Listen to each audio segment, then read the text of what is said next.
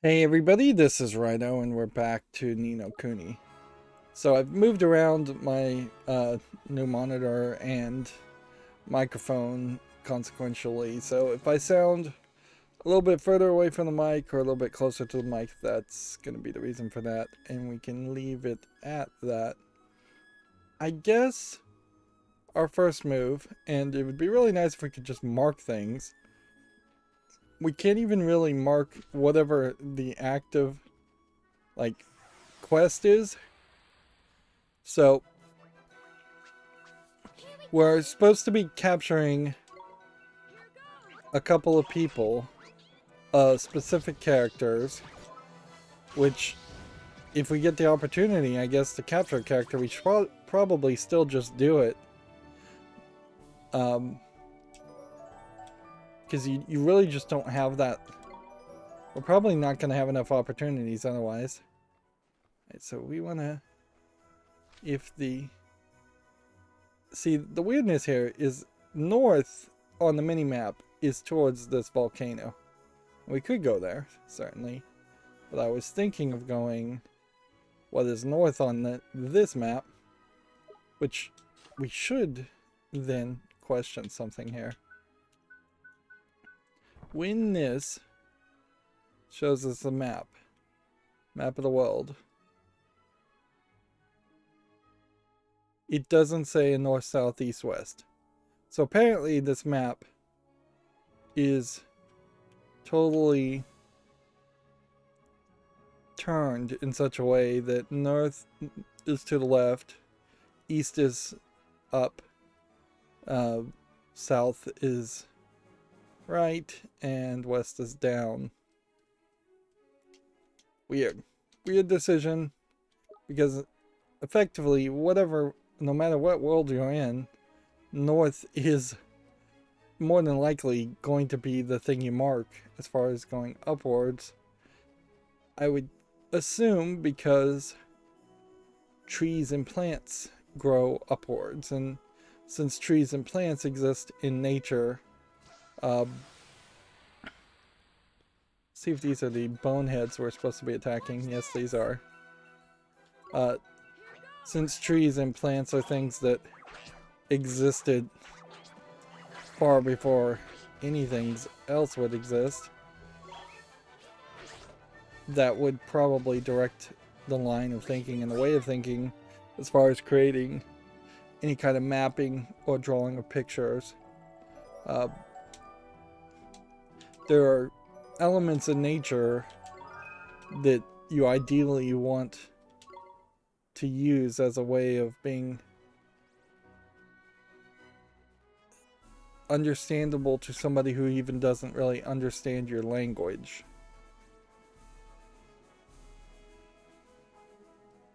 These guys are running from me.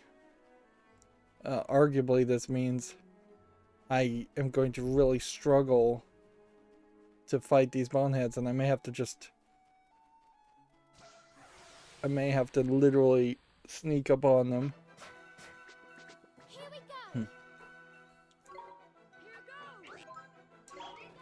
And I guess there might be a case that if you sneak up on somebody, let's see.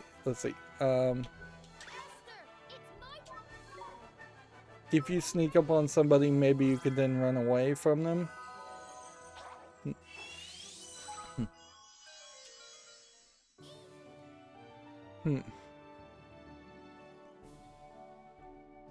But that's like the one extra slot we just collected.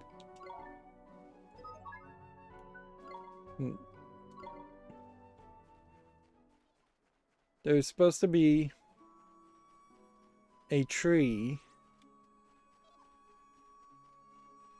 down near the base of this volcano that's like a pristine, in good shape tree. Going to the volcano, I think, effectively does put you in a different spot. Alright, let's see if I do this, and then we just try and run away. Apparently runaway does not ever work. Alright.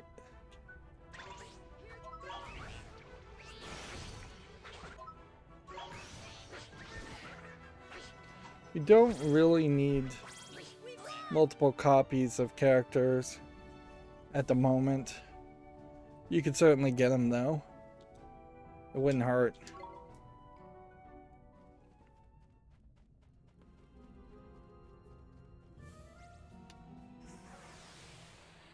And I guess we probably are going to spend extra time since we're trying to do these side quests.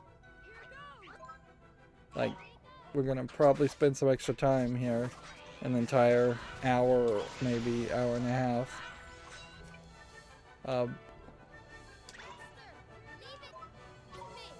Like, we may spend an hour and a half just running around fighting things.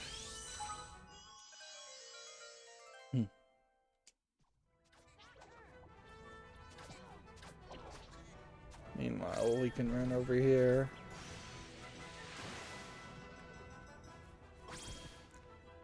We did it.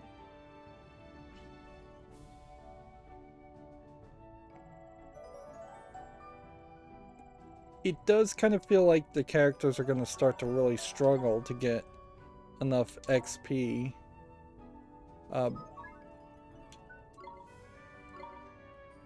Like, if you go...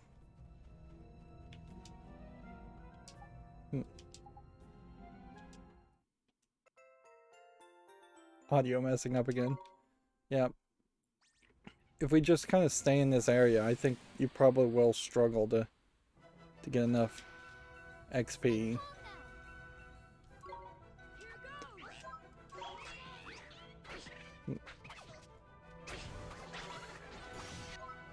I really have to suspect, though, that what's going to happen here is that we'll come back to this area, and there'll have to just be a whole nightmare versions of characters, or a whole different set of characters, because there really is only about 4 or 5 enemies that we're seeing in the volcano section, and there's only about 4 or 5 enemies that we're seeing in the desert section.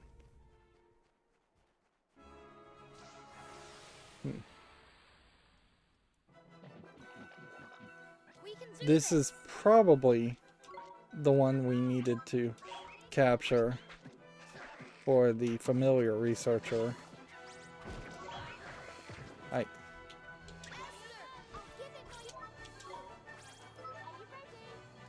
I guess if Esther is in the serenade mode,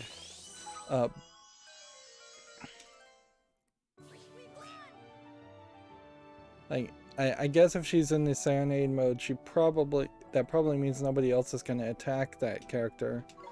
Or more than likely, I guess it could be a case that when they're in that heart mode, they won't be attacked anyways. Stay calm now. Now, since we needed to defeat these boneheads for a quest, I'm suspecting I won't be allowed to capture them. But they almost certainly exist in the general concept of the game, and I would have to assume that means we can attack them. We're really starting to see the value also in being able to run. Like, you really wouldn't be able to even capture these characters, catch up to them and attack them if you wanted to. If you didn't have that extra movement speed. And it's not a particularly fast movement speed. A couple of years ago, I played a game called Half Minute Hero, I believe is the name of it, and that did take a very interesting twist on the idea of really making an RPG leveling up experience. turn into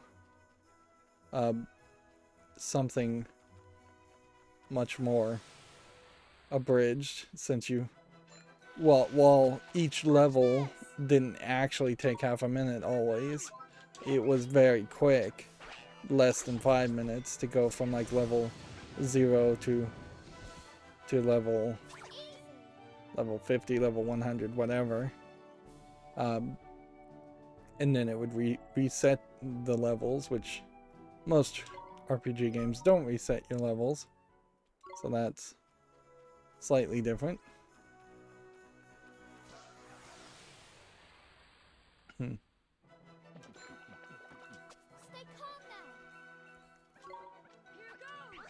calm now. And I certainly appreciate the idea there, so, but I don't know if you could really abide that concept all the way in an RPG game. It would get too fast if I was able to just run towards this person and then the second I touch them, kill them always. That might be just a little too fast. Not insanely too fast though. Like if I could run up to a person and hit A without going to an attacks sequence.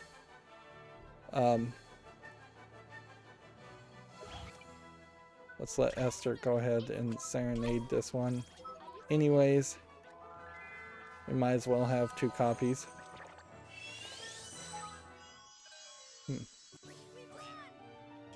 Here you can hear the audio's really struggling to play correctly.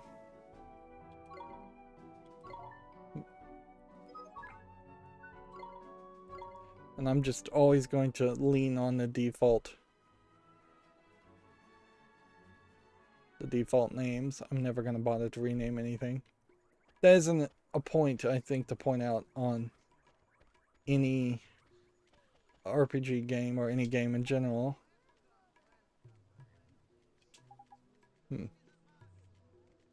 The one with a purple turban.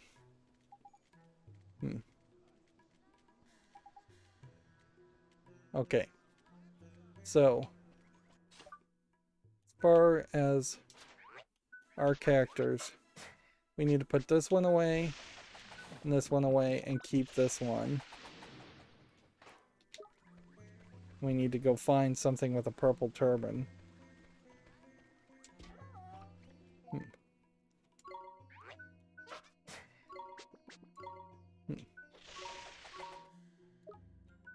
Unless we already have something with a purple turban. Which I don't think so. You can also see that none of these characters are leveling up by the looks of it. So it'd be kind of interesting if the game did unlock something that let us level up the characters in the retreat, the familiars in the retreat, but it doesn't seem like that's going to be the case. So if I was to bring in or bring out a level 1 character and all my other characters are at like level 50, we'd probably have to grind to an insane amount.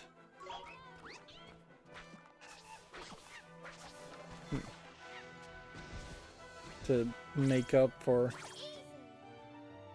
the difference in XP. And only a level cap would really fix something like that. Alright. Purple turban. That's the question. I guess that's Turbanite there.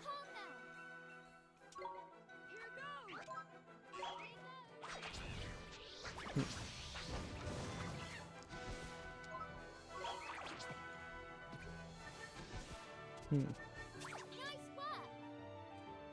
course, the problem there is I don't see any Turbanites in the overworld. Alright, that looks like a turbinite.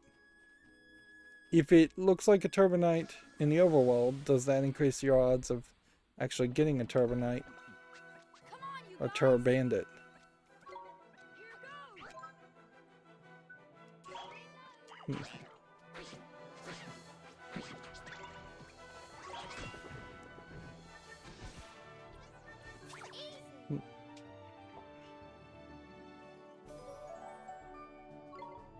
This is getting us small amounts of XP, small amounts of attack, small amounts of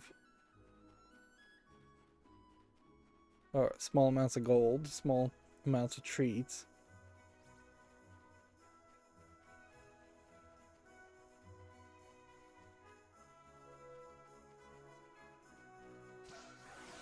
See who this is. Lampshade. Watch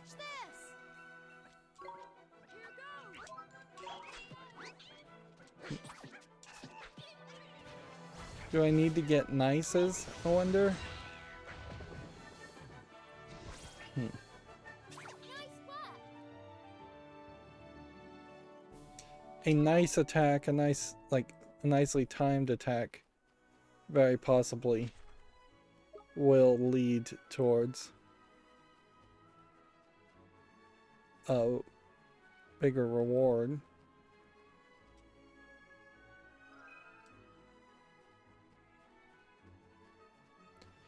I kind of feel like foraging may be the thing you want to upgrade. Here we go. Alright, so I'm gonna, by default, attack this guy.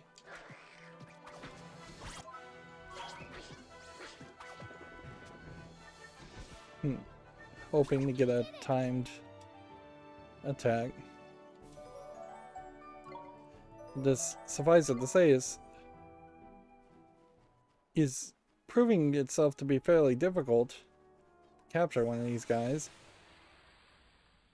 And I feel like in games like Pokemon, there's ways to adjust this to like increase sleepiness or confusion or something. This game hasn't said anything like that. Like if I could put the guy to sleep and then serenade him and capture him that way,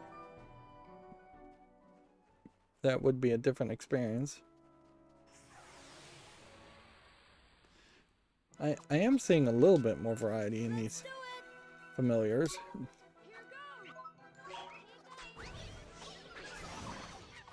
And I guess the question also comes down to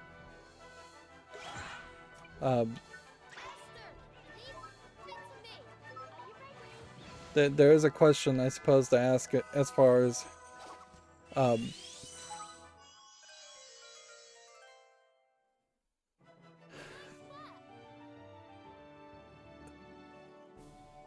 are there going to be just incredibly different rarities in certain characters? And are we going to end up having to grind through some very basic low-level characters to find one, like, interesting, rarer characters? This definitely seems like this would be a region where there might be some other secret side quest, because remember we did find that whole forest in a little cornered area.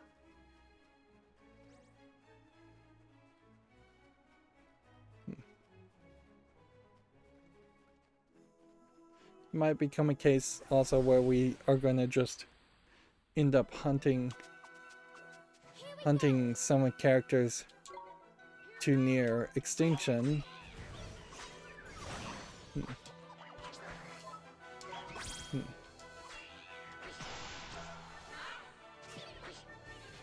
Yeah. And that might be what needs to happen here, is that we may just need to knock out all these sun characters that are randomly spawning. We can't walk into these sand pits, so they're not an actual risk to us.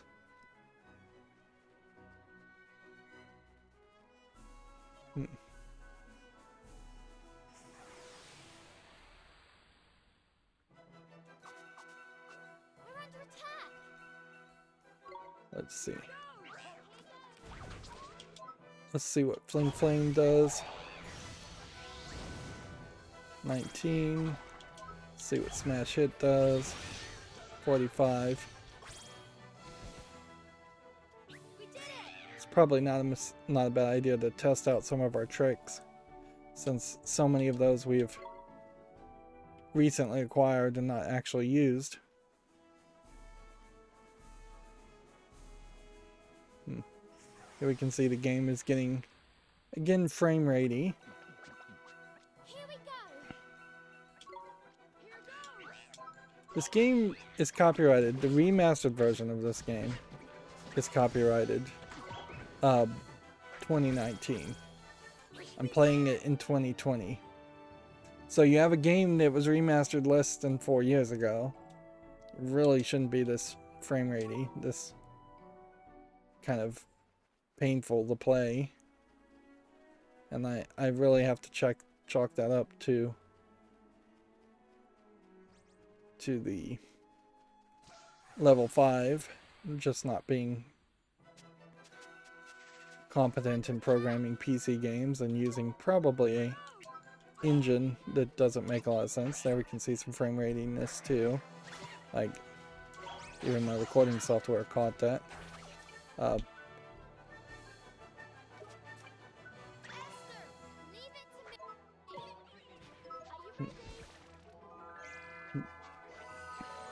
But what I'm not seeing is that flickering like I was seeing on my old monitor. I actually installed this new monitor. Is got a slightly wider than 1080p resolution, so I'm trying to adjust for that, and even installed some Windows drivers specifically for the monitor. Like theoretically there should be a driver for every TV/monitor you connect to a computer, but in reality most things are just plug and play compatible, or enough that that's not, nobody bothers to make drivers for things. At a certain level, that is also kind of what the Linux kernel pushes for too, is to have drivers built into the kernel instead of installing drivers and software. You still have to do that sometimes in Linux, but considerably less often. The idea of things just working is appealing.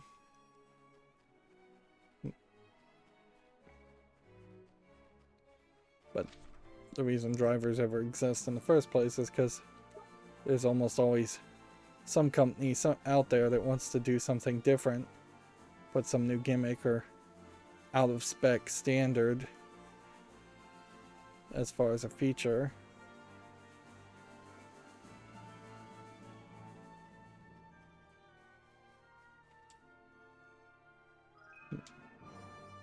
Clearly some of these forging elements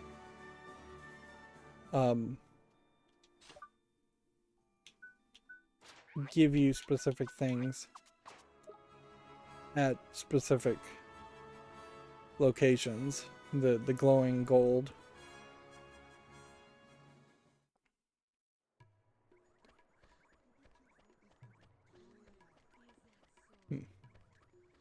Yep. Getting some weird frame ratiness. Alright, let's go ahead and drop off a familiar and drop off a familiar. We know he can only hold 400, so we can't go insane with this. But also, I seriously am not going to spend the energy to try and catch 400 familiars. This would be a point, certainly, where if the game just handed me 100 familiars for doing something, I would be very happy with that. Like, that would be, I think, more than a fair enough trade. Come on, you guys. Here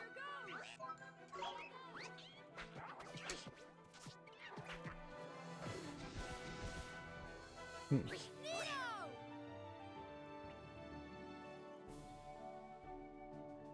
It would be weird, certainly, if a game started you off by handing you a bunch of characters. I mean, Pokemon kind of does that. You get your one starter Pokemon, certainly. Whether that's Pikachu or a grass type, water type, or fire type Pokemon. But if Professor Oak instead gave you like 6 Pokemon to start with, probably wouldn't really affect the game too much. It would just be admitting that there's a lot of Pokemon in Pokemon games and that there's a reason to not start at 0. I think that is another problem with the long-running series of Pokemon that is not particularly well addressed. Is there is a different experience you potentially could have if you played Pokemon Red or Blue or Red or Green, whatever the first 2 were, or Pokemon Yellow. If you played that first generation Pokemon game and then spent a lot of time getting that original 150 Pokemon, or even something close to that, let's say you had a more reasonable, pretty good leveled up 40 Pokemon after the first generation of Pokemon games. Theoretically, I don't know how many people actually did it, but theoretically, you would have then been able to transfer those first generation Pokemon, or at least a lot of them, to your second generation Pokemon, which would have been something like, I don't know, gold or silver. And then through playing with those characters, you potentially, through playing the second Pokemon game, should have somewhere around 80 or more decently leveled up Pokemon. Excellent. Oh yes, just look at that.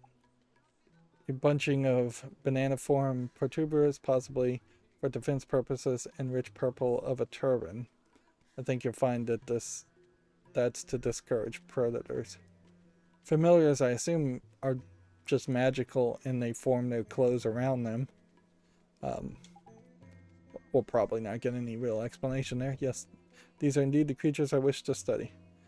Not the best specimens, perhaps, but they'll do. Gee, how he could at least say thank you. Yes, he flipping well could, the ungrateful little so-and-so. Yes, some very interesting data. This will certainly raise some eyebrows in the familiar logical fraternity. It's no use, man. Species here in a world of his own. Come on, let's leave him to it. Oh, here.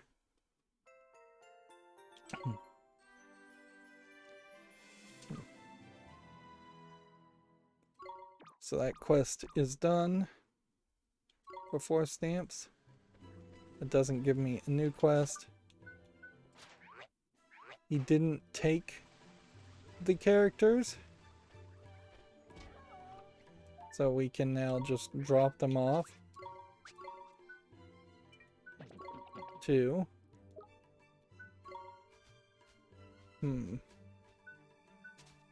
suppose if we had multiple copies of somebody, we can't really retrieve. We could retrieve and drop off again if we wanted to. This is really just never going to be sorted quite right. Oh good, there is a sort button. Okay, good. Then the sort can be by name, lowest level, highest level, genius. So as long as we name things, we're kind of good too. Right, that puts us in a decent position. There is certainly a thought here as far as let's get some food in the bellies of these characters. That's not this location, is it? Easy to walk into a place and waste your time. Let's see if we've done this one. 2 liquid and 3 inches.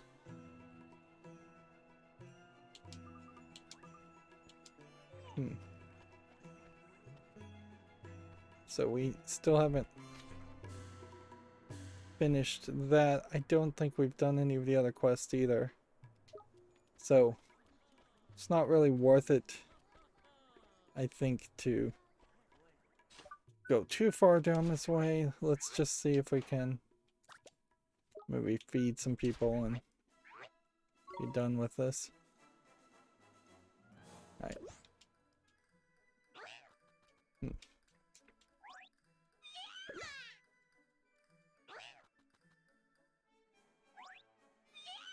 Let's see if we can get accuracy increased. Alright. We're now done with that.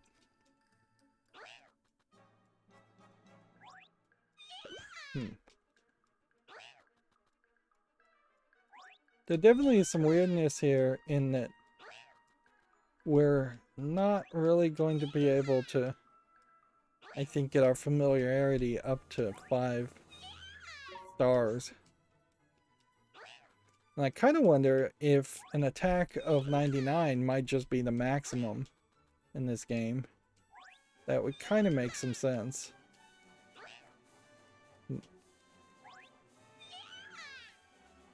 Right, and this is only going to get more difficult now. As far as... Let's make sure accuracy increases.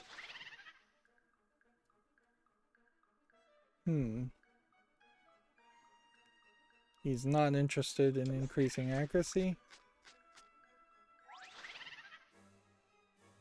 No, it's magical defense that it needs to be increased.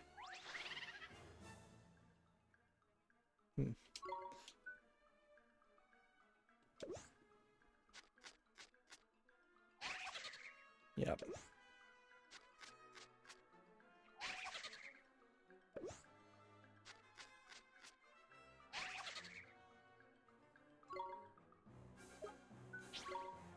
And then magical attack.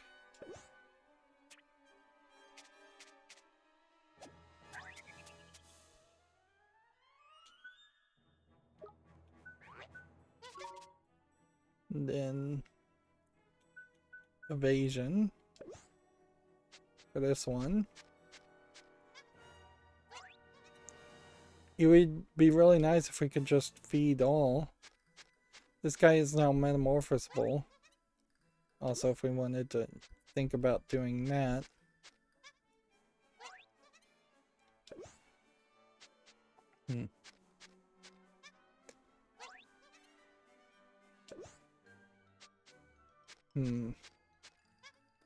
I think there probably is an argument to just metamorphosing this one while we're still running around doing things. So let's just see if we can evolve them.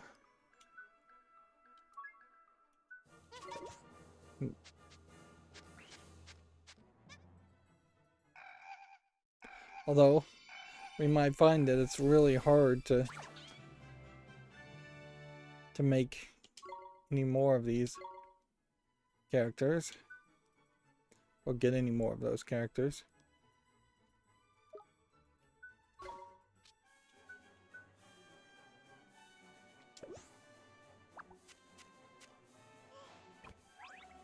Yeah, and he loves accuracy.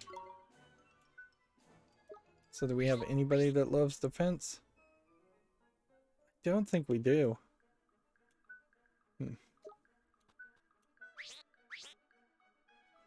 We will get to a point, I think, where we will just have somebody in our reserve and we will just be feeding him treats all over the place as just a way of getting rid of treats and spending gold. Like, it's pretty dangerous at the moment, too. be wandering around this area, grinding out, trying to find boneheads to kill. Stay calm now. Nothing really stops us from just continuing to collect familiars. If we capture familiars and we end up with too many of them, we can always release them later.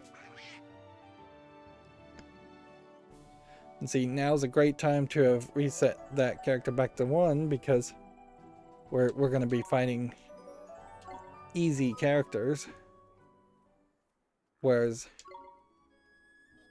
potentially wouldn't have been easy characters if I move the story forward.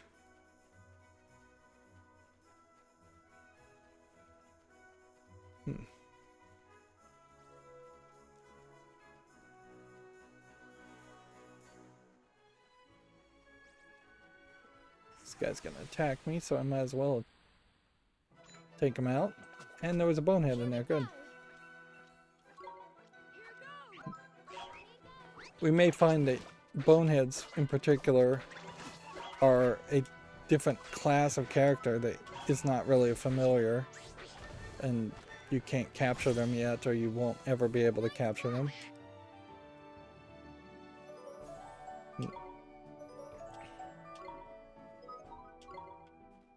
It oddly does kind of feel like the game is going to stagnate in the level ups, and that you're going to really struggle to get past level 20 with the current enemies you're fighting.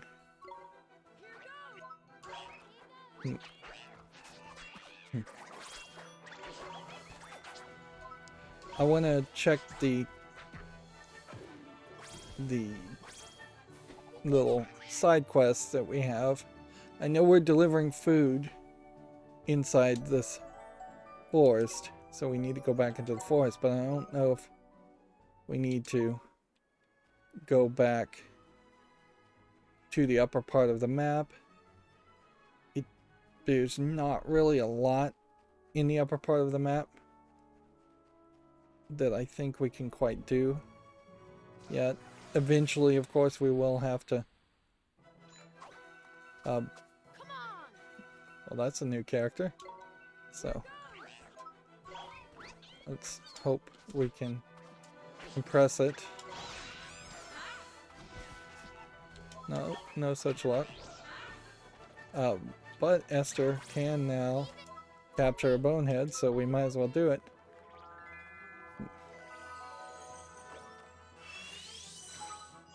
I kind of like that it never fails. It sucks that it takes two button presses. Would be kind of nice if it was one whole system. One separate button that you could press at any time. Although I guess that probably highlights an issue with RPGs in general, is that there is really a confirmation button and a cancel button, and then a lot of menus that makes it feel a lot more like you're playing with a mouse and keyboard than you're playing with controllers.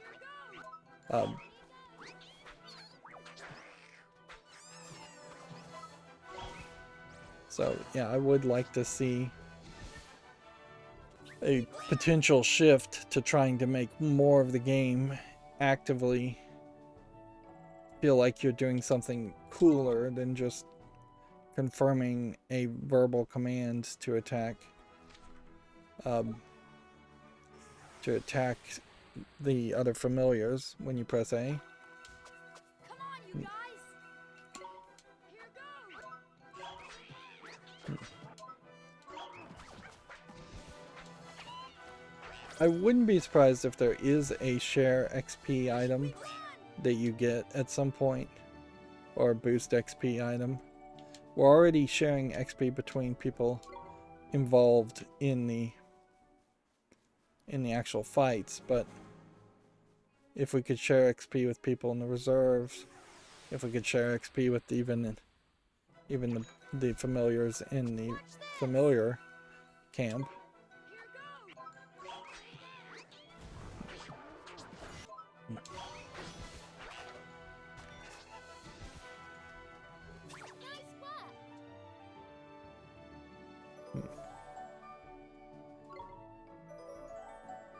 We are getting provisions for this. We are getting gold for this. We're not in major risks of things going bad by fighting these people.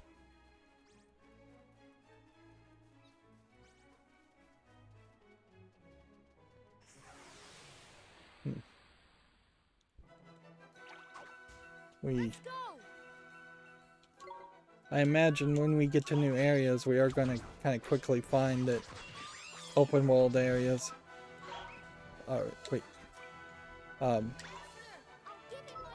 they are going to become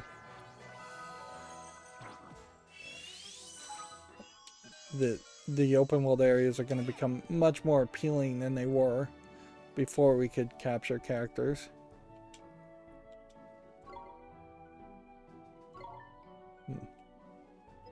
What we're not getting though is I just got an achievement for apparently capturing a certain number of familiars. What we're not getting, however, is a lot of weapons or armor.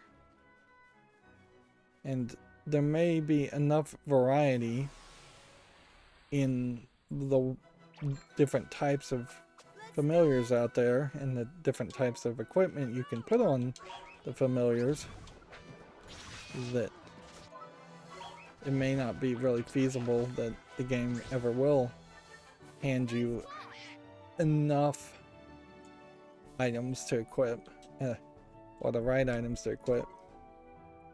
And we're not like overflowing in money either. That's another thing certainly to think about. Here we go. We're getting 30, 40 gold.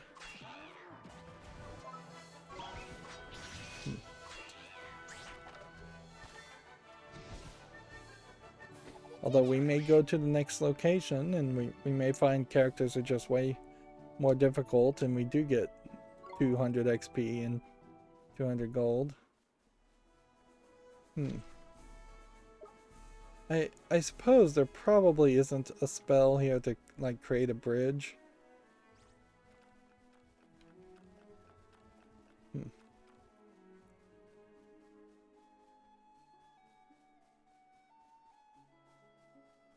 It looks like there might be a fishing spot or something over here. Something that we'll interact with later.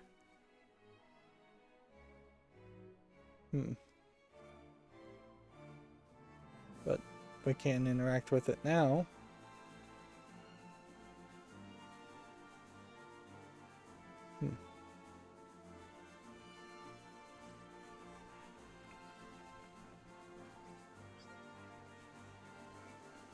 Still really struggling to catch these people. There's a lot of chase going on. Watch this. That would be a way to speed this up, certainly, is to get rid of the whole running away aspect or just slow down the movement speed on the characters. Actually, if you slowed down the movement speed on the characters, you'd probably fix the frame rate issues on some levels too. Although I wouldn't be surprised if the frame rate issues really have more to do with just something that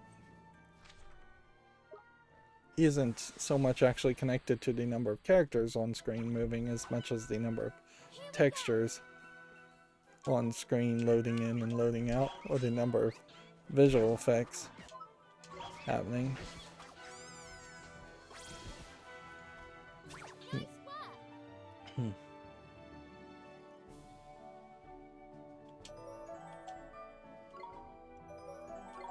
And everybody's reaching level 17, but the monkey is struggling to get to level 8. It's almost certainly going to only get more difficult to evolve and reset something. Right. The good news is we kind of know where this map is. We maybe have some new spells. Is it me or are the monsters here looking a bit lively? Huh? Why? What's going on? Oh, I know, Mon. They've sniffed out that lunch basket, ain't it? They proper whetted their appetite, it has. Oh, jeepers, then I guess we better be real careful. So, they're warning me that the basket may be a problem. We can now see why these are all next to these. And it definitely makes sense to save.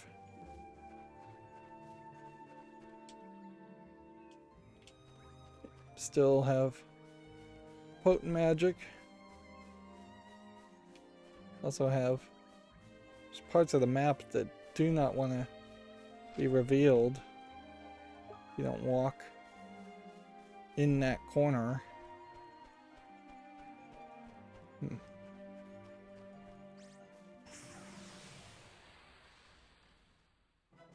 It would be very surprising if all of a sudden this was really difficult.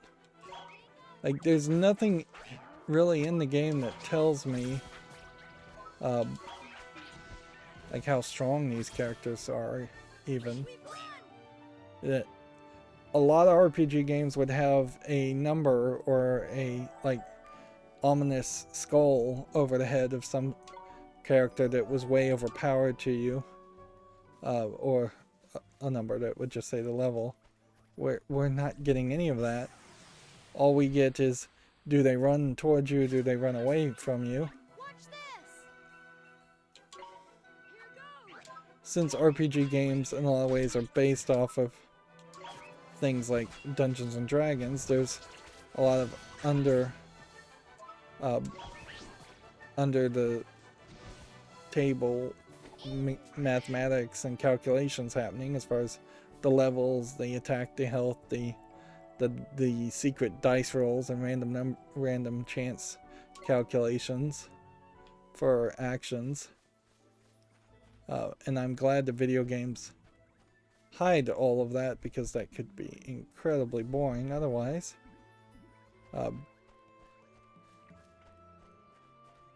But some of those numbers probably do need to be shown.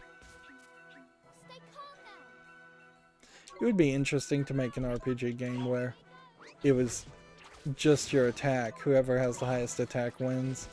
That would move closer to something like a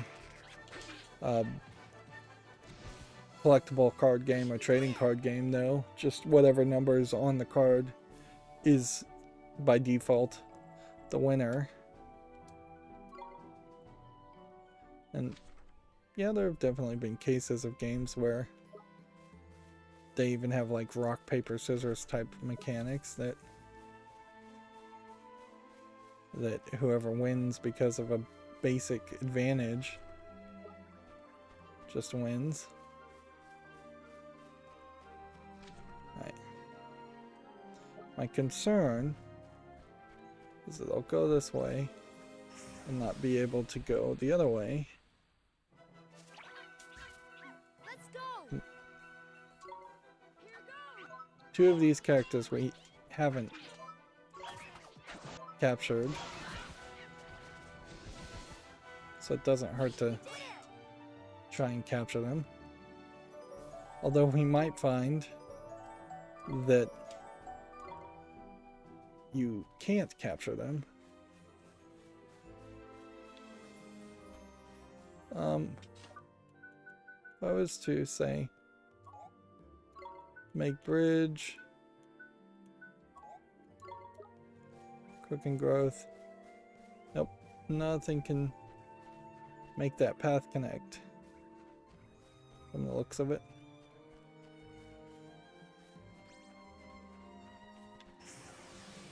This guy's gonna get a hit on me if I'm not careful. Let's go. I guess he managed not to sneak up on me.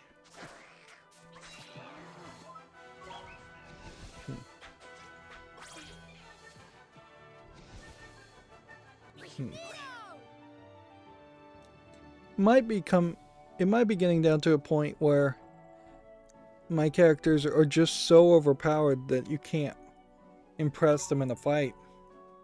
So if you were going to try and collect them all, you might have to swap out a team for a different team.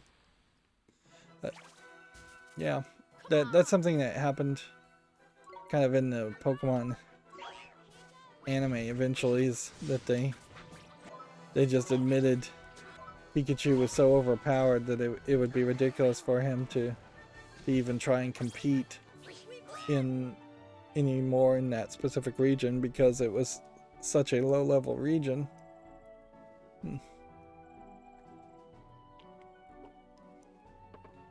But yeah,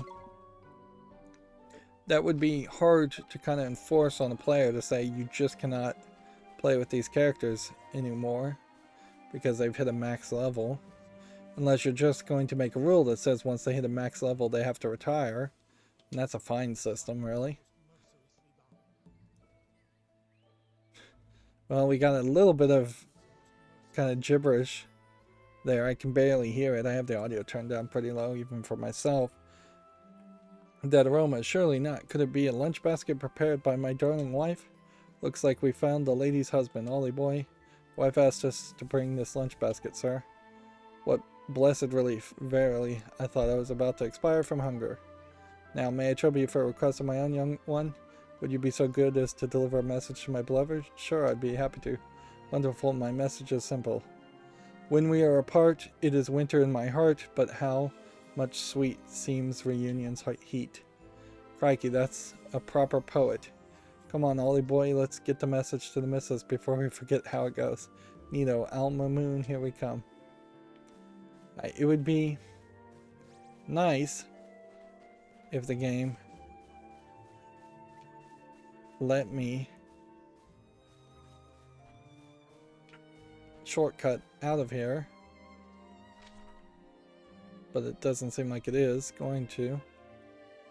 Alright, so let's check our current quests that are underway. Deliver this. Defeat, return. We're looking for more of the special spices. Alright.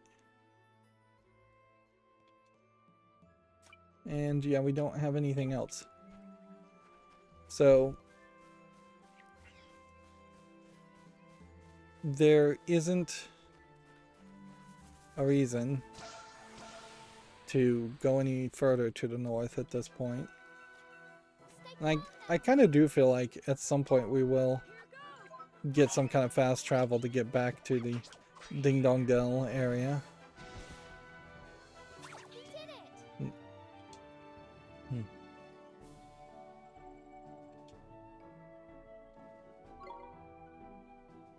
But yeah, that's my suspicion as to how all of this will play out. Otherwise, we will have to just wander around the entire world, which is a possibility too. Right. Like we may get down to the point where we are just wandering around the entire world to try and collect things.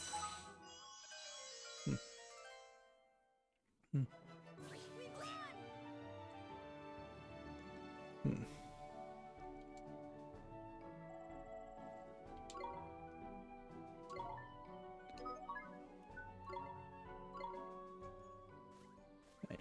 Make sure we're going in the right direction.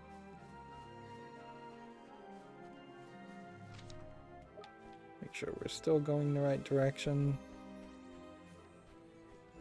What I need to check is they said there was a a familiar called a timberwood to get the other part of the tiki masala ingredient. I just don't think I've seen a timberwood creature. And my first instinct would be to come over here and come this way and scroll through all of this and see if we could find something called timberwood and see if we've actually seen that. Thumblemur. Yeah, we have one of those, but we haven't fought any of those. Deadlywink is not it.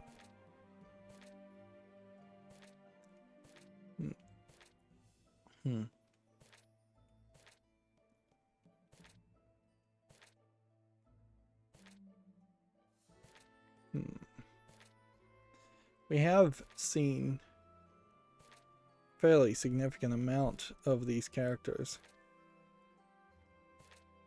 which does kind of, I think, feed to the idea that there really may not be that many characters in the game. Overall, it may be more of a case that a character can appear in almost every location in the world, and they just have a higher or lower chance of appearing.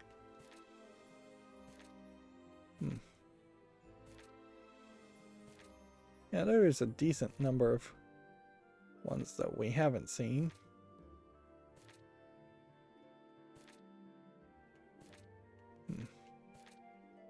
Yeah, but that didn't help. Let's go with all the creature companion instead. It makes a lot more sense to look through this.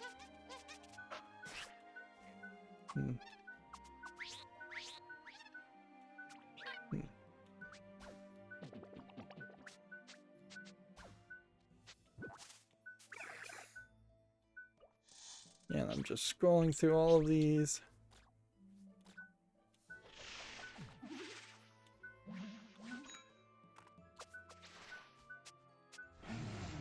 Yeah, I don't see anything labeled here as timberwood. So seemingly I just have not fought that guy. That leaf that was in the foreground there. Let's see if it looks very interesting, looks very nicely animated, as if the camera was intentionally focusing on it. And that would be a very cool artistic twist. It's kind of a prime example of something that would look really nice in a movie or a cartoon TV show, and something that is highly unlikely to naturally occur or naturally be seen or shown in a video game. Video games at a certain level kind of have to lean on being procedural and repetitive at some level. Or you end up with a game that's just all QuickTime events and everything is fully animated, and even at that, that's what Telltale games tried to be, and they didn't really succeed at doing that.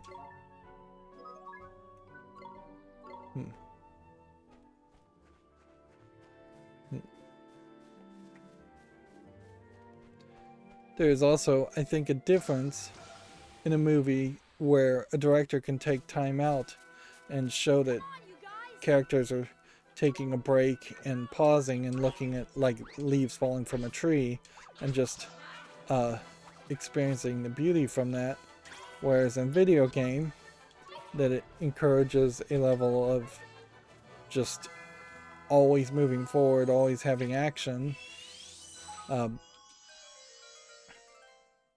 You really can't take that kind of break. You could try in a cutscene, and that's about it. Even the best open world games that are really trying to be as cinematic as possible. Things like Breath of the Wild, even, I would say, is kind of a good example. Like, those kinds of games cannot encourage most players to abandon what they know video games to be, and the idea of always moving forward and always trying to play or find more reasons to play or find more enemies to defeat.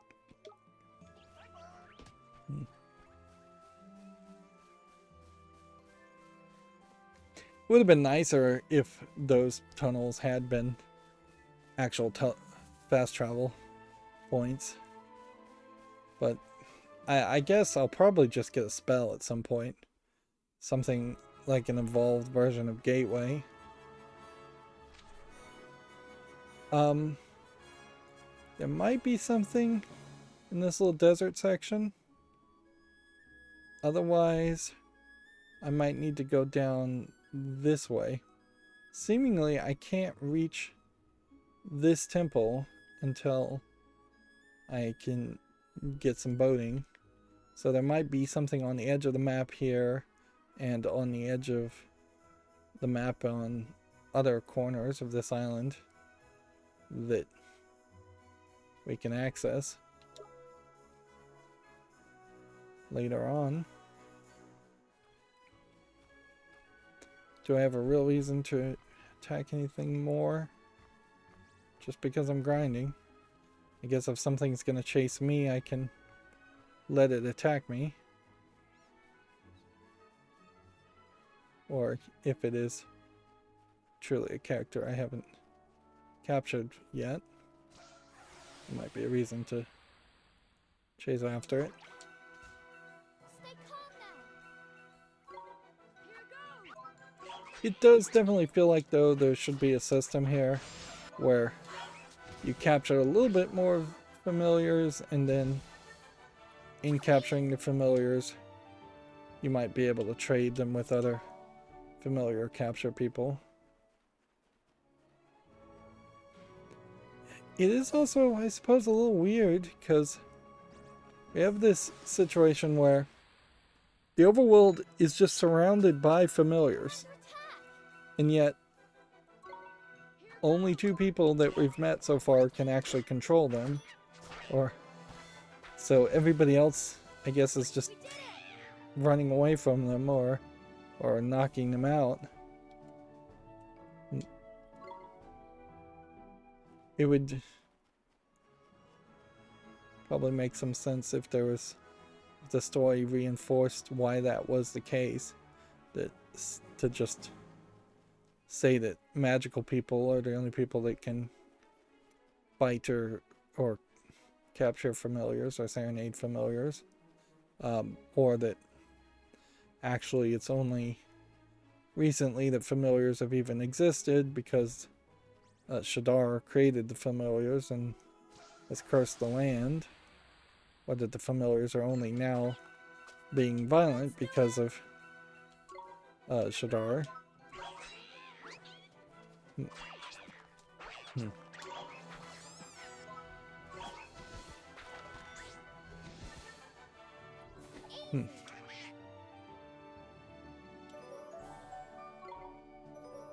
These familiars are thoroughly replaceable as characters. You could, they're not special.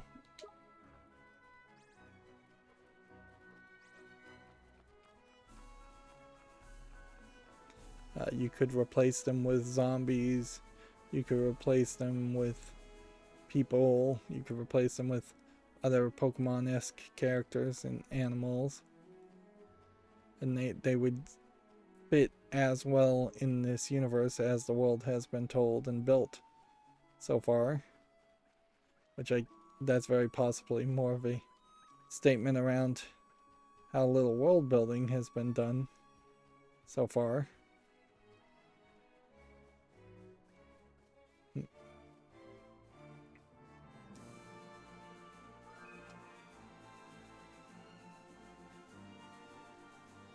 Let's run into Alma Moon. We're not gonna finish all the quests, but we'll finish a decent number of them. Let's see. Let's pay attention to what this guy's saying when we actually talk to him, since I am skipping through all of this. Must I tell you again, to create my special spices I need a turmeric root and 3 generous pinches of spicy seeds. Turmeric root can be obtained from a beast known as lumberwood. I haven't fought that. The ancients smile upon you, boy, for the ferocious foe has been recently appearing mere leagues from here. Visit the Swift Solutions to learn more. Spicy seeds can be obtained from the hottest of soils, perhaps those of the great volcano. Let's check our bottomless bag.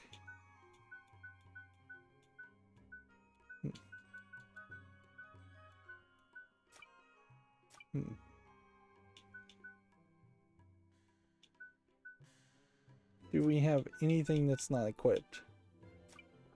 Yeah. Yeah, I don't think we're going to hit a point where we have a lot of things that aren't equipped. Okay.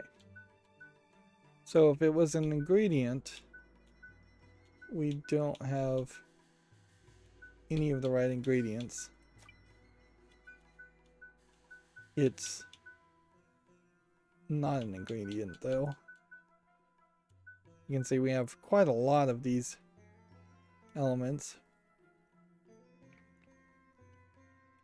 Ooh, and I guess if we know that there are tickets, all of a sudden we kind of know a different way in which you will be able to get yeah, that there definitely will be a way to get monsters. And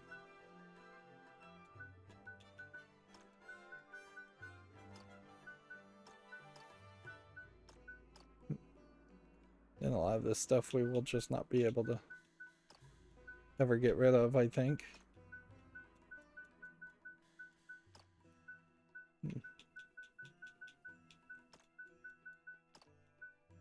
Let's go ahead and replace everything in order.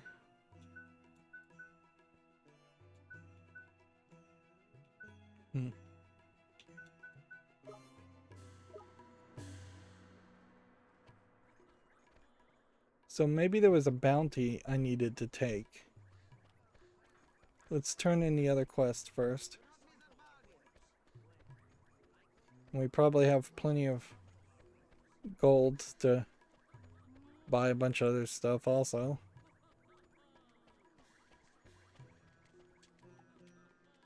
We delivered your husband's lunch, ma'am. You did? Oh, you marvelous boys. You truly are my little hero. He gave us a message for you. It was, when you're apart, it's winter in his heart, but when you're together, it's proper nice. Oh, my darling dear. He. Thank you for giving me his message. My heart is aflutter. I must thank you somehow. Oh, yes, here. So I did not. Oliver did not remember the poem. Which, in all fairness, I don't think I remember the poem either. Boy, downing dealies, we battered 10 boneheads for you, easy flipping peasy. But by the beards of the ancients, but how? Now your supplies can get through safely, ma'am. Have a nice day. I cannot thank you enough. You have saved my livelihood. Please accept this as a reward. I'm mashing on the A button to go forward as fast as possible, so it's jumping between one sound effect to the next sound effect. Playing wrong. Sorry to keep you waiting, sir. This is your diary, isn't it? Oh, I say, you are a marvel. Treasure. Brick of first order. Try not to lose it again, okay? Oh, absolutely. You have my most solemn promise, my vows as a gentleman, that I will never leave my sight again. Here, a reward, my dear boy. I just got another achievement.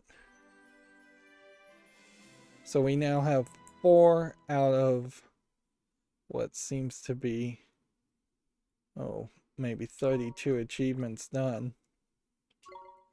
And I suspect we will kind of find that that is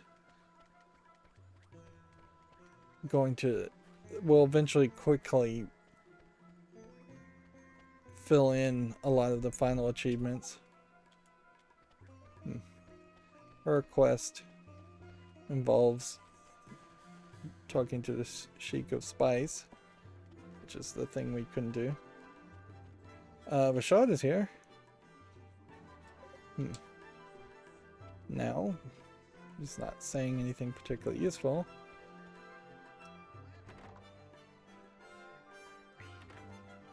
Alright.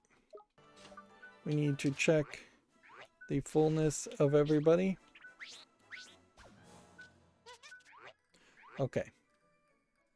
So, we want 10 attack, 10 magical defense, 10 magical attack, 10 evasion, 10, I think, magical defense again. So we'll get 11 magical defense.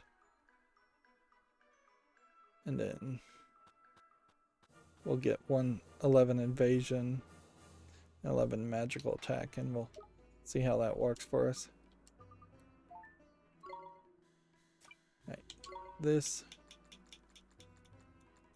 actually wouldn't hurt to do 11 to start with on everything. And pressing up takes you to 11 automatically, so we can just be quicker about this anyways.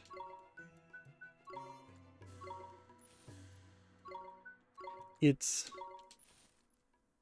the only thing that we're gonna probably regret possibly here is that we will, let's go ahead and buy a dumpy egg and see what that does for us too. We have one of everything else. There might even have been an argument to buying a phoenix feather. Yeah, we'll probably get to the next area though and find that giving 10 of this, which increases his heaviness by 1 and increases his attack by only 1, will get replaced with better chocolate. There's probably chocolate, then big chocolate, then giant chocolate. I wouldn't be surprised if that's how it goes. We know at least that there is one level of evolution that's better here.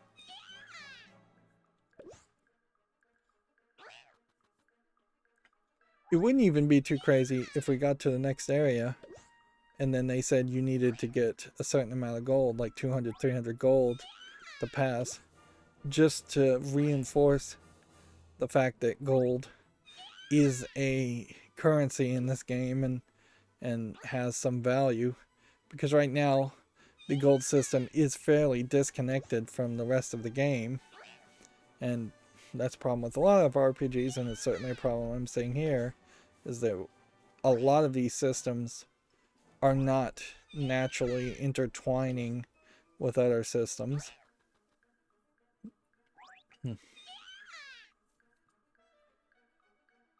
If the familiarity growth limit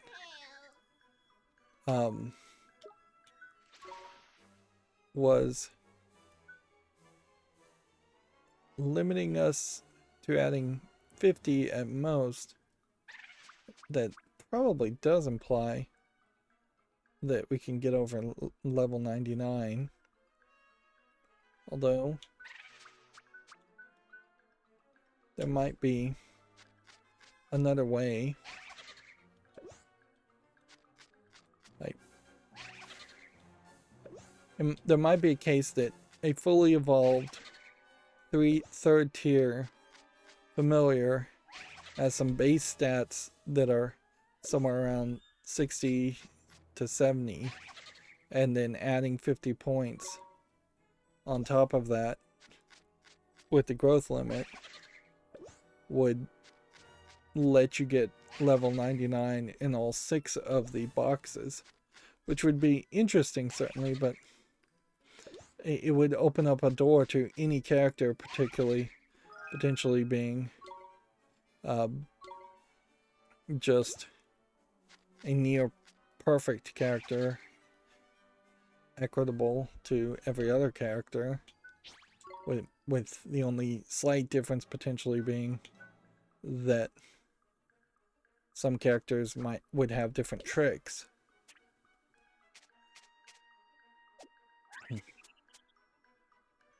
Okay. See, this one's already at level 99. And that may just be the maximum it can go to. Or maybe it'll go to 200.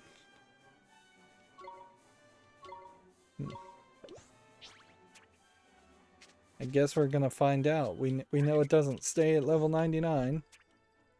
But we also kind of know from the spacing there that it probably isn't going to go to 999 or 1,000. That would not be very believable.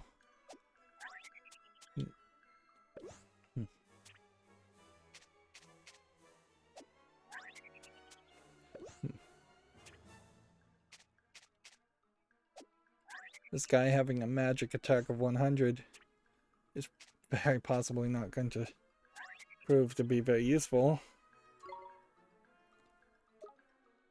I may just literally never use him. Like, so a magic attack of 100 versus a physical attack of 75.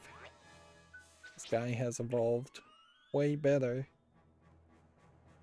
Defenses are higher on this guy, though.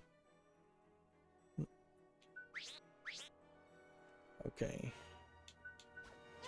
Next. It's all about evasion, right?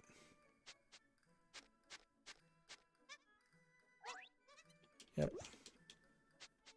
Can I hold down the A button and have it do things? Nope. I have to tap A and then watch the whole animation.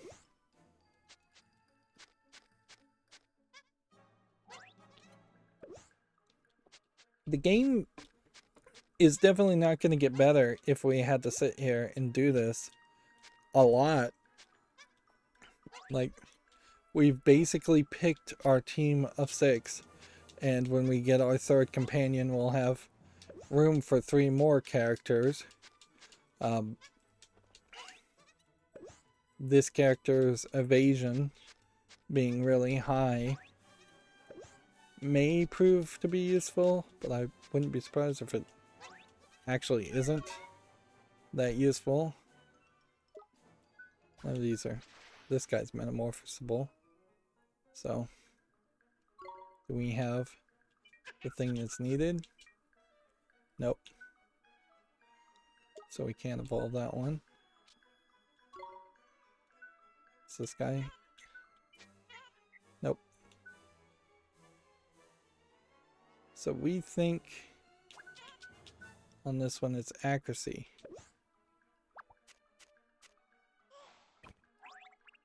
Yeah.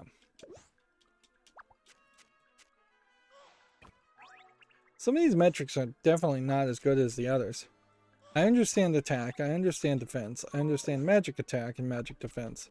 I don't understand the idea of a character needing his accuracy to be incredibly high.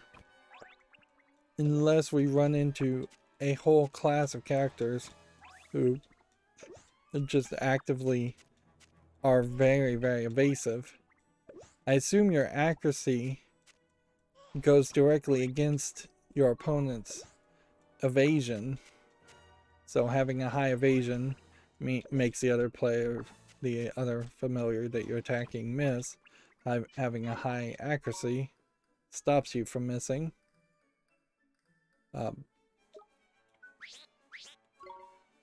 Right. Defense. Or evasion.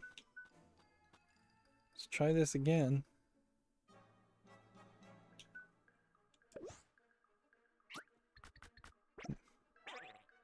Okay, so we need another 11 evasion. And so we have like 2 characters here that are around the idea of evasion.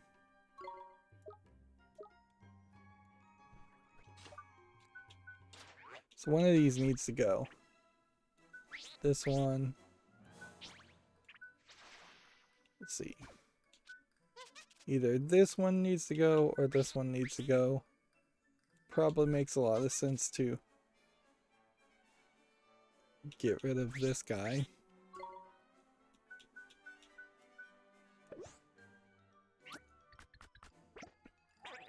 So effectively the game knew also that it was handing me 2 characters that are mostly built around the idea of evasion, because it gave me the monkey and it gave me Go-Go.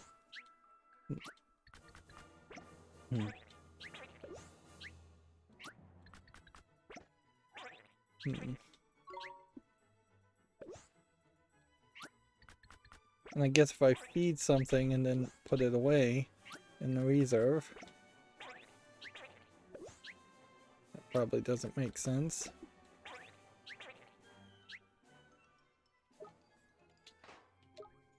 So weird that she doesn't have anything else to sell. This little glowing ball doesn't do anything? Oh.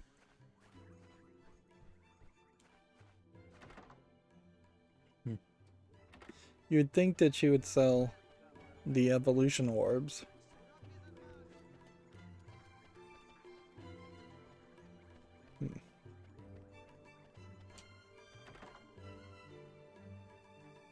Let's see.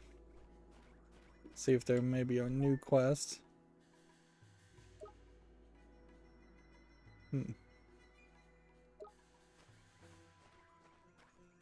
Maybe I need to talk to this guy about bounty hunts. Oh, there's a whole bunch of bounty hunts. Maybe those unlocked once we saved Alma Moon and defeated the volcano. Fire seal, flame robes, milk chocolate times 5.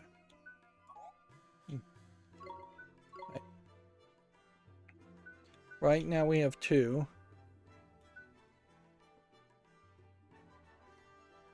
I don't think we can do anything as far as... I don't think we're going to unlock any more merit awards until we take all of these or most of these. So I'm just going to go ahead and exchange this. This will probably be the thing that helps us more than anything else. And then if we could get one more stamp card completed with all these bounty awards, that would be nice. We can take that and then hope that unlocks the next thing. That being said, this is another thing that really feels like it's indicating there isn't that much game here. If this unlocks a whole nother line of merit awards to do, that wouldn't take that long unless they require a whole bunch of more side quests. Which they may very well require a whole bunch more side quests. We may end up going around this entire world multiple times. And it's not even beneficial at the moment to go in there and look for anything. Like this blade. Can we... equip that with that.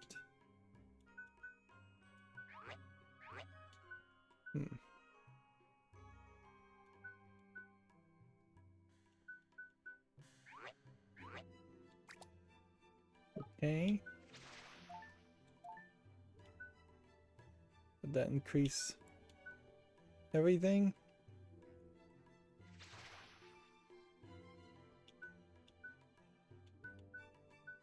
Okay, right now we're at 56, 66, 50. So we would lose 3 points to go up 4 points. It's probably fine. Meanwhile, does this guy have a cloak or anything? No.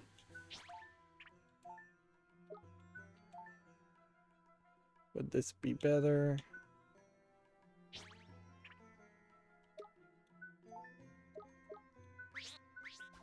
There definitely is room for improvement here.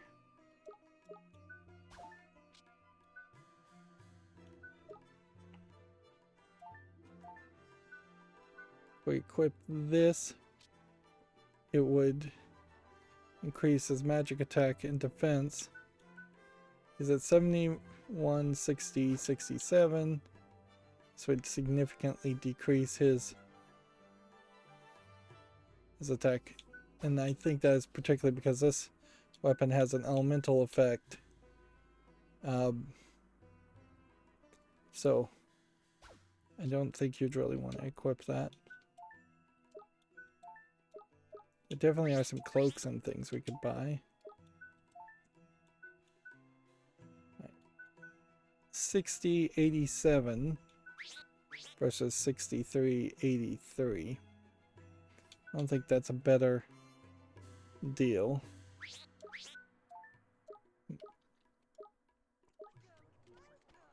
We're gonna go do all these side bounty quests now, and then the bounty quests are gonna end up giving us awards. There's one down there. There's one way up here. There's one over there. One over there. Right.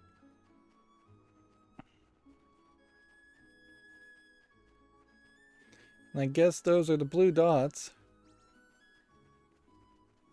that I was wondering why I wasn't seeing blue dots on the map.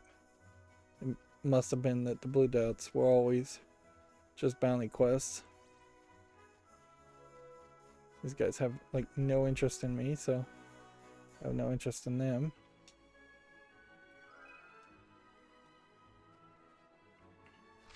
Even though I could be attempting to collect more of the familiars.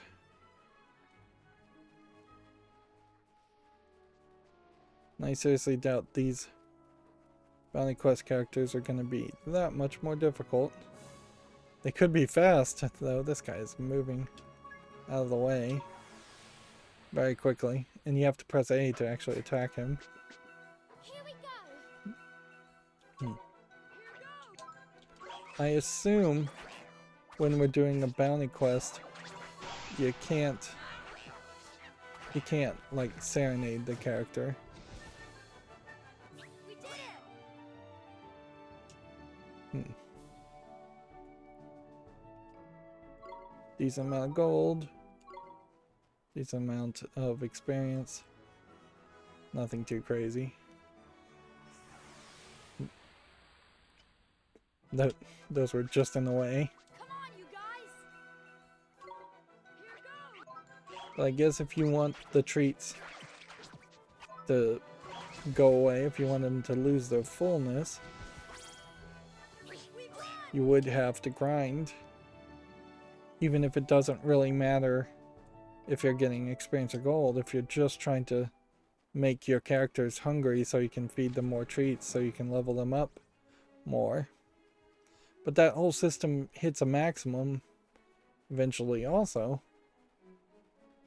Like, the fact that we have potentially gotten some characters to 3 of 5 hearts with familiarity this early in the game feels a little weird. It again hints at an idea of there not being that much game. Stay calm now. Yeah, it does definitely kind of feel like there's going to be a bit of a bait and switch here, where it's either going to be very easy or very quick to get through the back half of this game.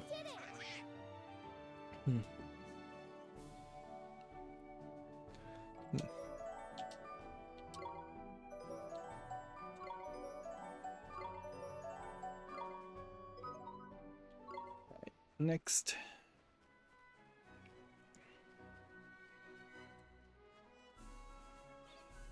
If we can try and jump.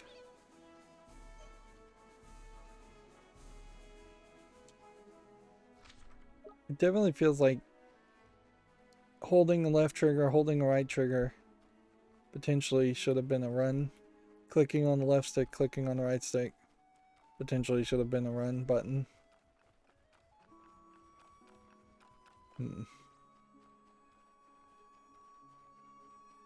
It's a little too slow to have to make it all the way in these directions. Of course, this is my own mistake, and I'll have to remind myself that I need to, every time I go into the city, check to see if there are bounty hunts. Make sure I know the right place to go check for the bounty hunts, which is not on the bounty board, which that's a mistake, obviously. The bounty hunts should be on the errand board, or there should be a bounty hunt board that is on the other side of the room, so you would have to check both boards instead of talking to the person. But obviously, had I checked for those bounty hunts before I went in this direction, I would have done that bounty hunt and that fight very quickly and not ended up walking in the same place twice. Although it kind of doesn't matter unless the ticket system to get familiars starts replacing the random capturing of familiars in most cases. There is still very much a reason why after the next 10 hours or so we may end up having to wander through the entire world multiple times.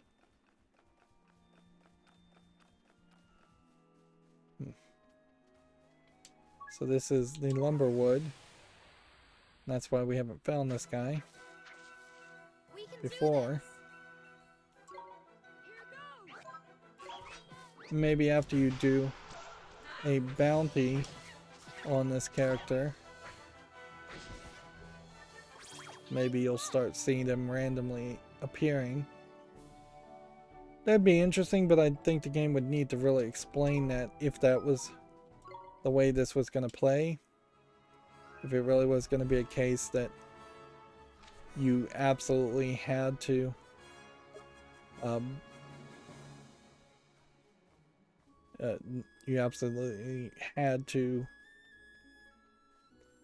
defeat half of the monsters, half of the familiars in bounty fights first before they would show up randomly, and then all of a sudden the variety of random characters that you would run into would increase. Yeah. If there was an equivalent idea like that in like a Pokemon game where you had to defeat a Pidgey in a special bounty hunt mission before you could see Pidgeys as a Pokemon that you could collect, then a lot of people would just assume you can never actually collect Pidgeys. Of course, you could do even worse than that and have a system where you have to defeat Pidgey 20 times before you can collect a Pidgey. That would be even more annoying. It says Elmo Moon is this way. I guess I need to turn the camera a little bit to see it.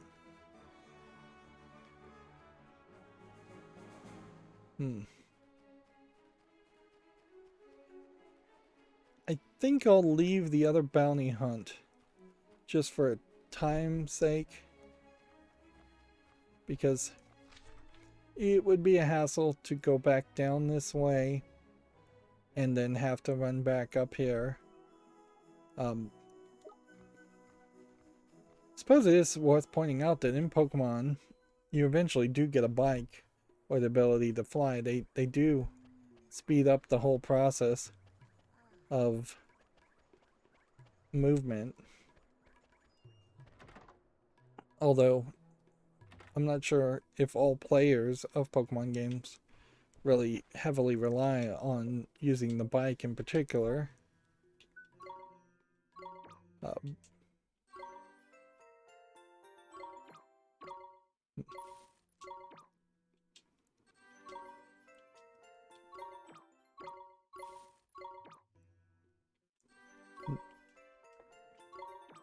Imagine most players do use. See if there's any new bounty hunts. Okay, we will claim that.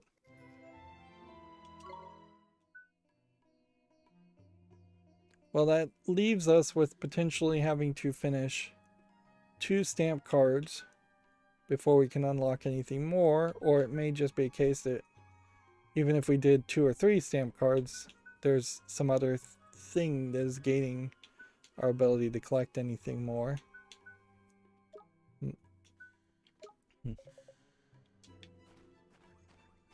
Yeah, it definitely is a mistake to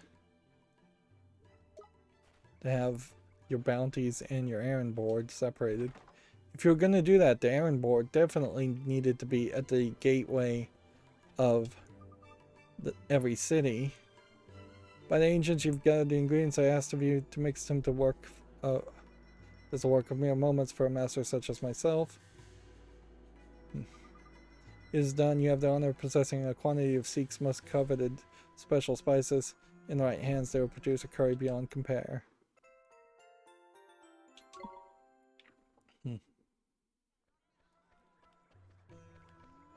And so now that we have the special spices, we can turn in the other quest and give it to the food vendor. And you almost would think that this is some kind of special side quest that would cause something else to happen, but I bet it doesn't.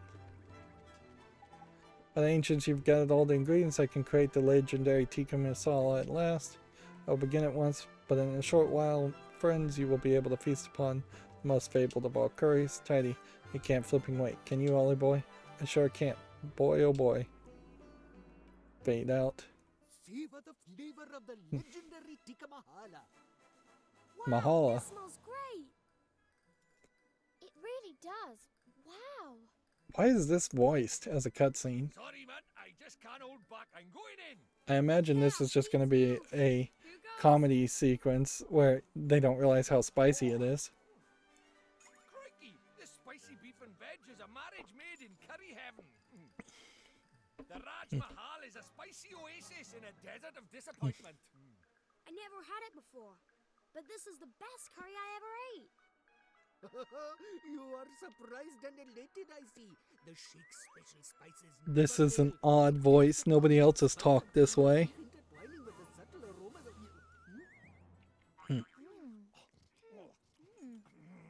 But they are not listening to a word I say. Ah, well. Eat, friends, and be merry. Raj's curry pot never runs dry. Yippee! So Raj is doing a Indian accent. Let's just go through all the things wrong with that voice cutscene. And again, this is a great example where you can be very generous and say that Japanese are unintentionally racist against even other Asians like Indians, which I imagine the Japanese would argue the Indians are very possibly not even Asians.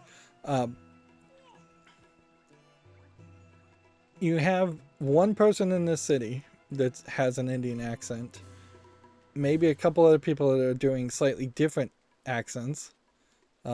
India being kind of far away from like the Middle East, Persia, a little bit away, that it doesn't really make sense for this character to be in Al Mamun. He gave you a tiki mahala. I've never heard of a mahala. I've heard of tiki masala, but it was beef.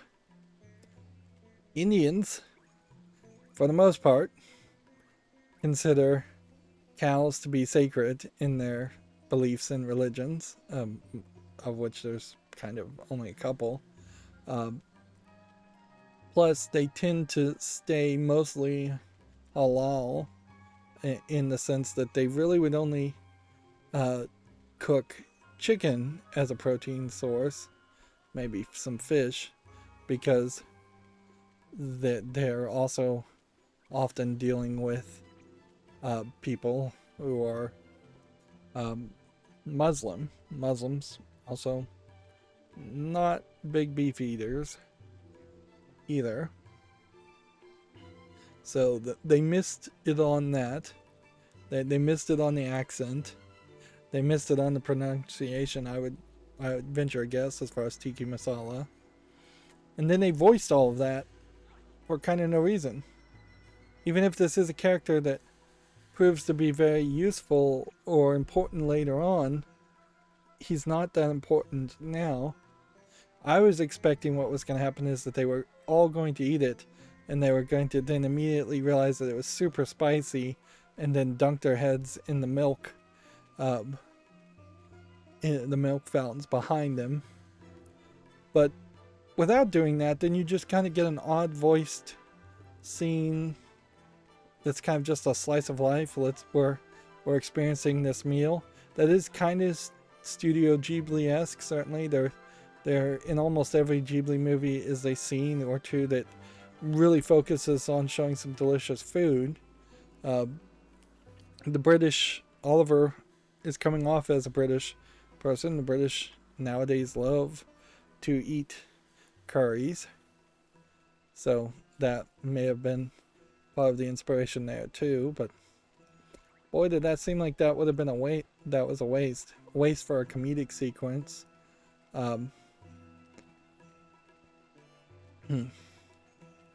Yeah, I just don't know what they were doing with that. That seemed like a waste of animation, waste of paying a voice actor. Moving on, though, you have my eternal gratitude. Thanks to you, the Tika Mahala is no longer a relic of the past, but a living, breathing part of the Mamuni culture. This is surely not enough to compensate you for your troubles, but please, I must give you something for what you have done for me. So we get 5 bowls of Tika Mahala and 200 guilders. And 4 more stamps. So we would need one more quest, I think, to go anywhere with that. And this isn't like a salesman. Oh, this is a salesman. So Tika Mahala will restore 150 HP. So they probably should have said that directly in the dialogue. There's no probably to it. They absolutely should have said that in the dialogue, that you can now buy this anytime you want if you need more. And this will restore a lot of your health. Before we go in here, let's just see. Milk chocolate would increase our attack by 2 with a heaviness of 1. So it would go ahead and give that to him. And that is definitely what we want to do with that.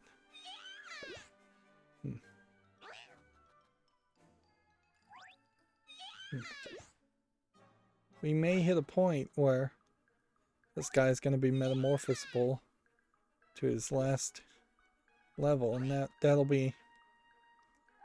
I'm not sure if I'll find the quite perfect place to, or perfect time to do that.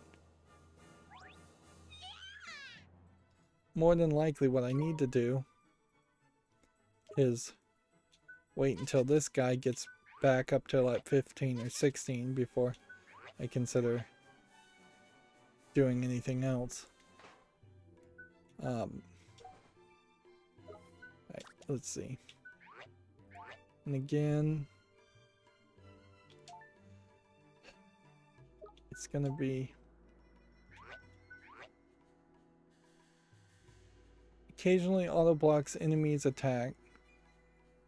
Plus 10 defense. So definitely want the Shinbone shield equipped.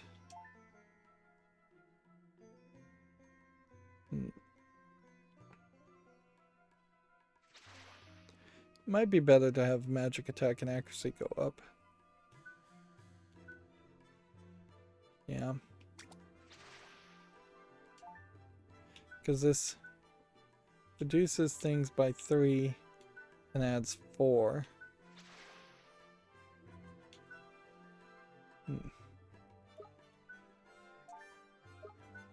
Need to buy about 3 cloaks.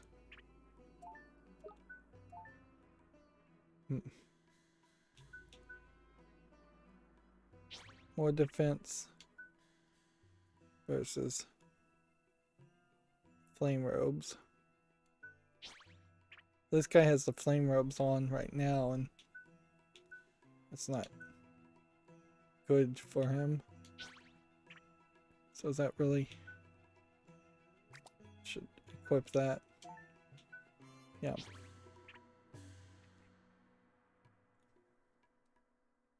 This should be increasing your defense and your magical defense by 6 and 9. And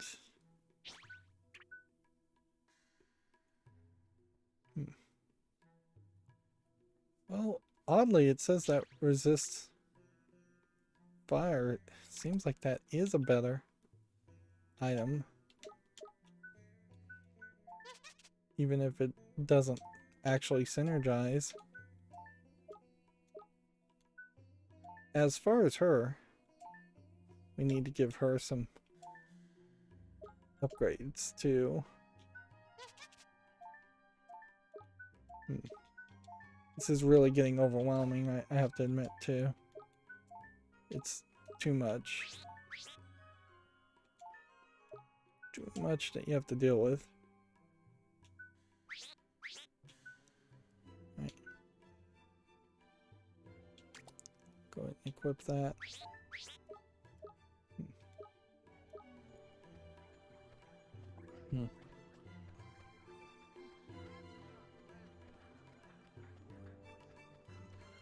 We might be at a point. Let's look at the map to see if there's any other dots. Nope, all the dots have disappeared.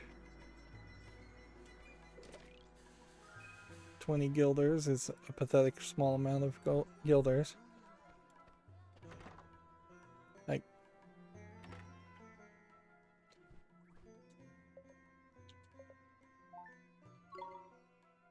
okay. Rugged armor. Reducing accuracy by 3 is probably not good.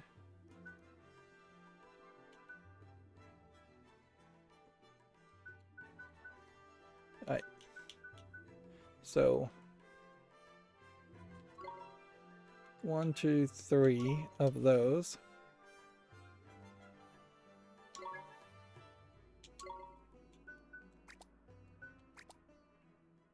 I don't know why. Oh, I guess I could also equip people in the reserves. I don't know why I bought 3. That was stupid of me. Alright, let's buy 1 of these. And clearly this is the menu to deal with. Like, because it's much better thought out here. Okay. Bravado badge plus accuracy and evasion. Braggart badge. plus attack and magical attack or magical defense. Defense in general. Or prevent knockout when the HP is hive.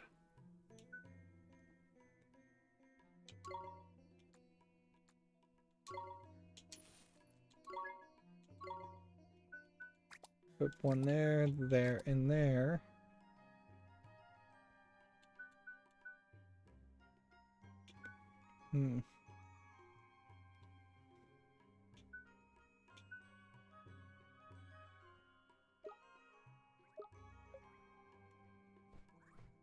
Let's not sell things because having gold in your inventory doesn't really help you. Let's come back here and now start to see, is everything kind of equipped? She is still missing things. I would want the giant's tooth, but I might have to go somewhere else to get the giant's tooth. Or I could get sturdy scales.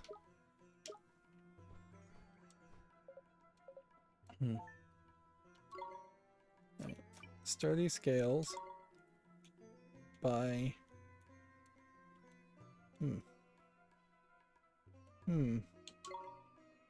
I can only buy one because I only have one. Enough for one.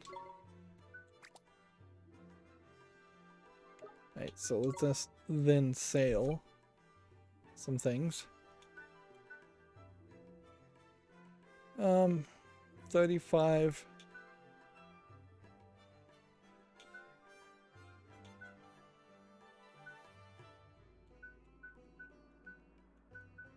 We probably shouldn't be selling things, but whatever.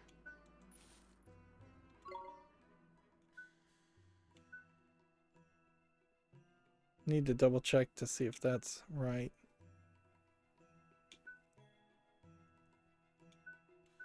Well, I must have just replaced these with better things.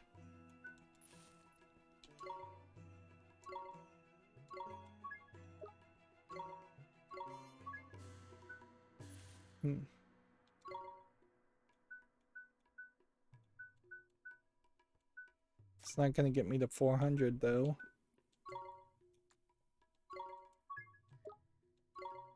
Come on, sell to, yes. Sell 2 of those, yes.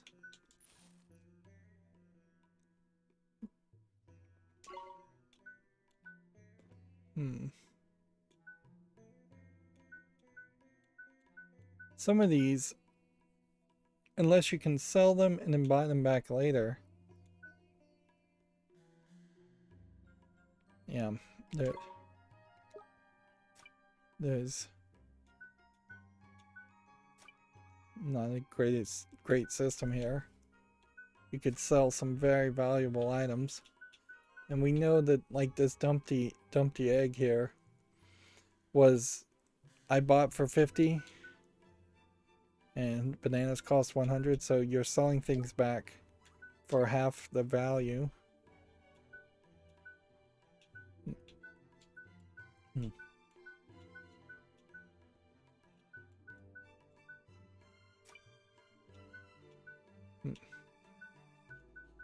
And yeah.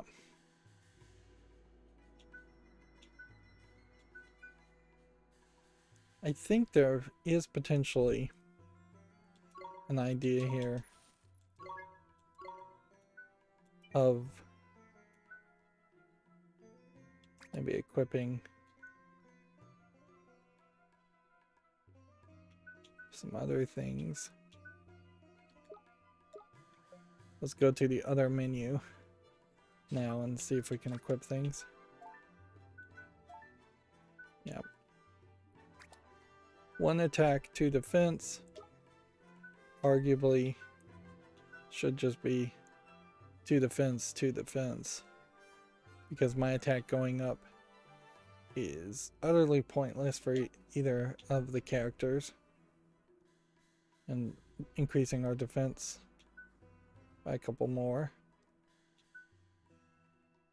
It's kind of funny that Esther and Oliver have different movement speeds and attack speeds, and they have the same stats.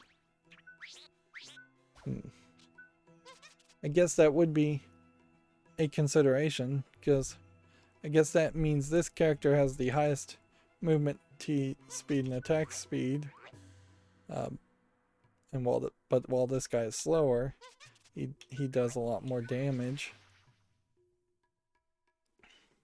So ideally you would want the highest amount of movement attack and then attack skill points and defense skill points. Also, not really been paying any attention as far as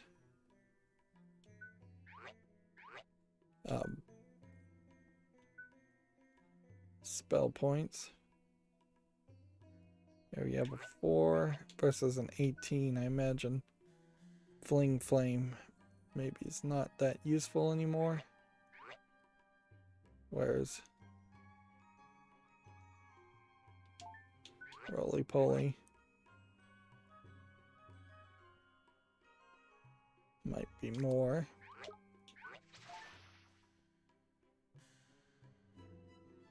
Fling Flame versus Thunder Spark.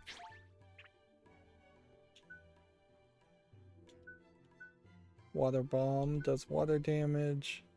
Drowsy drops.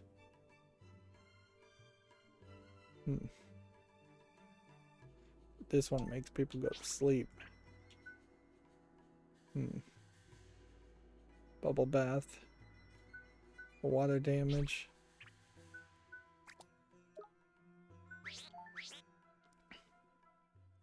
It's once again getting ridiculous as far as these tricks. And in that case, there was 2 healing tricks. So, like at a certain point you are going to replace smaller, cheaper tricks with other tricks.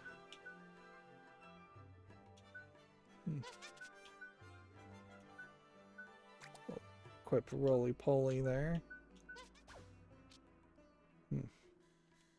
We know there will only be 6 tricks, or 4 trick spots really. So, while there may be 12 tricks to pick from any single character, you can really only use 4 of them. That all feels very Pokemon-esque also.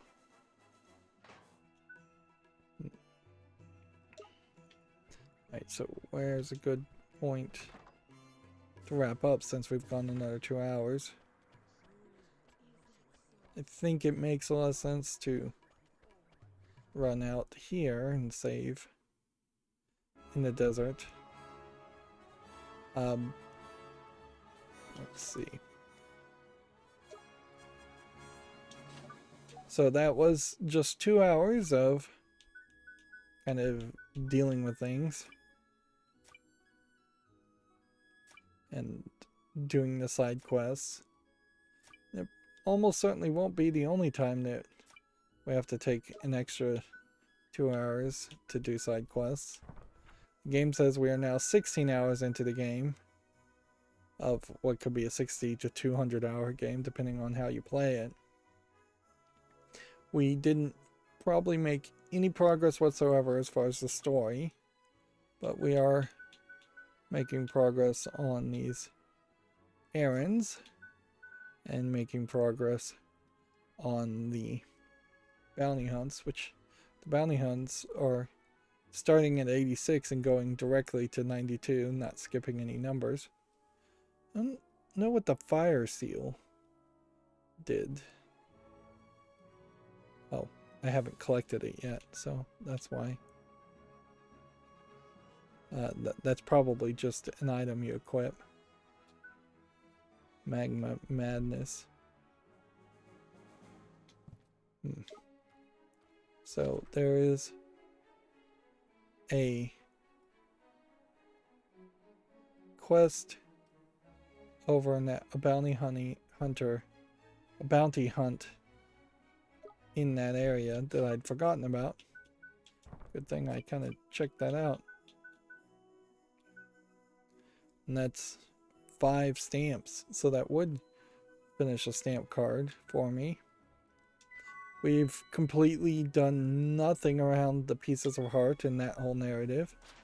We are spending a lot of gold to equip and improve our characters, even though I know at least one of these characters needs to be gotten rid of and replaced, and there's a decent chance. You have duplicate screens here, really, doing the same thing. Since we really didn't move the story any forward, we don't have anything new as far as life lessons. We did probably fill out the creature compendium a little bit here.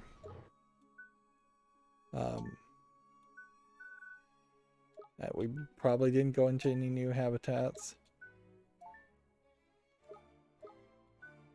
We probably didn't go into any dangerous places. Let's see. Yeah, we definitely won't be able to finish any of these areas until we can open purples. As for the full progress report, we're 27% on the Wizard's Companion completion, but we didn't get any new pages. The Creature Compendium completion is now at 14%. I wonder if the Creature Compendium being complete moves the Wizard's Companion to being complete. That may also be the case for task completion, which is now at 16%. So, yeah, we know we are closer to the ending than you might think. Yeah, same old number of pages still. Well, now is the time to save and end this recording. As always, I ask you to like, share, subscribe, comment, and watch every second of my videos. If you want a friend to follow me on any social media sites, there's a whole bunch of links down below. Thank you for watching. Have a good evening.